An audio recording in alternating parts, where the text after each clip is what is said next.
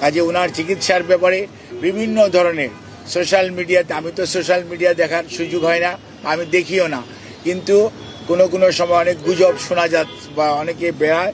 আমি সবাইকে অনুরোধ করব, দয়া করে দেশনেত্রীর এর প্রতি যদি আপনাদের শ্রদ্ধা এবং ভালোবাসার নিদর্শন স্বরূপ বিনীতভাবে অনুরোধ করব, আপনারা দয়া করে যে শর্ট ফ্যাক্ট এটার বাইরে কেউ গুজব ছড়িয়ে মানুষকে দয়া করে বিভ্রান্ত করবেন না, এবং শুধুমাত্র আল্লাহ রাব্বুল আলামিনের কাছে দোয়া করেন আল্লাহর অশেষ সহমতে সব সময় উনি এসছেও প্রতিকূল অবস্থা থেকে আল্লাহ ওনাকে সুস্থ করেছেন। আপনাদের সবার দোয়ায় আমরাও এবার এবং মেডিকেল বোর্ড অত্যন্ত আশাবাদী যে এবারও ওনার যে শারীরিক জটিলতা এটা থেকে আপনাদের দোয়া এবং আল্লাহর অশেষ মেহেরবানিতে ইনশাআল্লাহ দেশনেত্রী বেগম খালেদা জিয়া সুস্থ হবেন।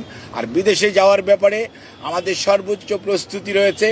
যখনই ওনাকে বিদেশ নেওয়ার জন্য মেডিকেল বোর্ড যথোপযুক্তভাবে তৈরি মনে করবেন, শারীরিকভাবে মনে হবে যে ওনাকে সেফলি ট্রান্সফার করা যাবে, কারণ মনে রাখতে হবে 12 থেকে 14 ঘন্টা যখন আপনি এয়ার ফ্লাই করবেন তখন যে হাই অল্টিটিউডে মানুষের শারীরিক যে পরিবর্তন হয় সেটির সাথে খাপ খাওয়ানো একজন অসুস্থ মানুষের পক্ষে সব সময় সম্ভব হয় না।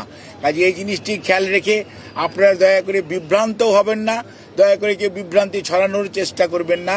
সর্বোচ্চ পর্যায়ে কাতার গভর্নমেন্ট এবং আমাদের যে অন্তর্বর্তীকালীন সরকার সর্বোচ্চ পর্যায়ে সহযোগিতা আমাদেরকে করছেন, এবং তারা ওনাদের বিদেশে নেওয়ার ব্যাপারে ওনাদের যে সহযোগিতা অব্যাহত রেখেছেন। বাট ওনার শারীরিক সুস্থতা এবং চিকিৎসা মেডিকেল বোর্ডের যখন পরামর্শ হবে তখনই ইনশাআল্লাহ ওনাকে বিদেশে নিয়ে যাওয়ার হবে। তবে সবার আগে মনে রাখতে হবে ওনার চিকিৎসাটাই সর্বোচ্চ প্রাধান্য পাবে। সেই জন্যই ওনাকে চিকিৎসার জন্যই এখানকার হাসপাতালের কর্তৃপক্ষ এবং সেই সাথে কর্মরত সকল পর্যায়ের স্টাফস যারা ওনার চিকিৎসার সাথে সম্পৃক্ত, যারা চিকিৎসার সাথে সম্পৃক্ত না, সবাই সহযোগিতা করছেন। সর্বোচ্চ পর্যায়ে হাসপাতালে ভর্তিকৃত অনেক রুগী এবং রুগীর আত্মীয় স্বজন আমাদের অনেক আবেগপ্রবণ আমাদের সহকর্মীদের কারণে হয়তো অনেকভাবে বাধাগ্রস্ত হচ্ছেন।